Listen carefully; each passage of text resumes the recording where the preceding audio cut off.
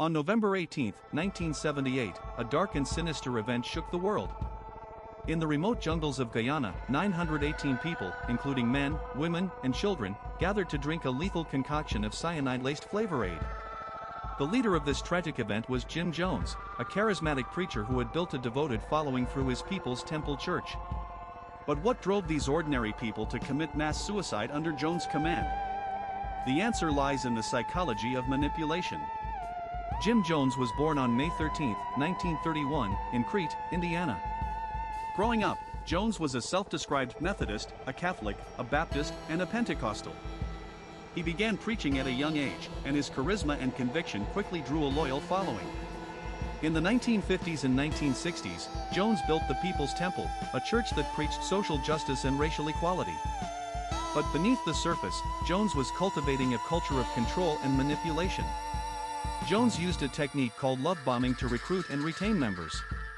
Newcomers were showered with affection and attention, creating a sense of belonging and acceptance. But once inside, members were gradually isolated from the outside world. They were encouraged to sever ties with non-temple friends and family, and their passports were confiscated.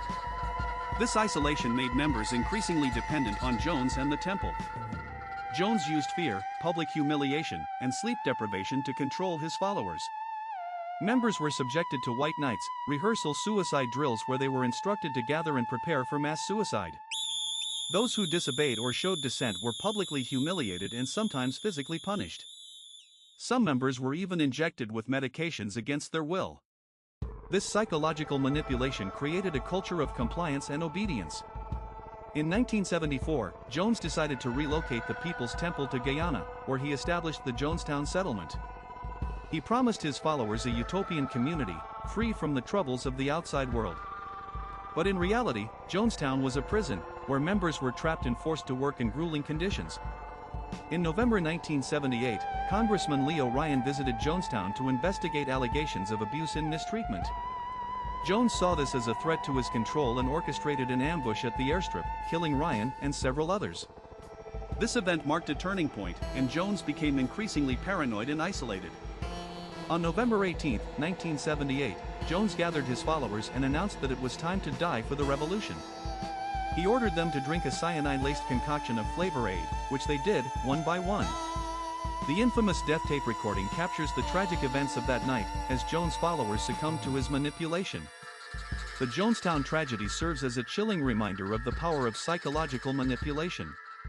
Jim Jones, a charismatic preacher, used love bombing, isolation, fear, and control to lead 918 people to their deaths. As we reflect on this dark event, we must ask ourselves, could this happen again? The answer is yes, if we don't understand the tactics of manipulation and the psychology of cults. If you want to learn more about the psychology of cults and manipulation, subscribe to our channel, Mind Trap. We're committed to exploring the darker corners of the human mind, and we want you to join us on this journey. By understanding the tactics of manipulation, we can protect ourselves and others from falling prey to charismatic leaders like Jim Jones. Thank you for watching, and we'll see you in the next video.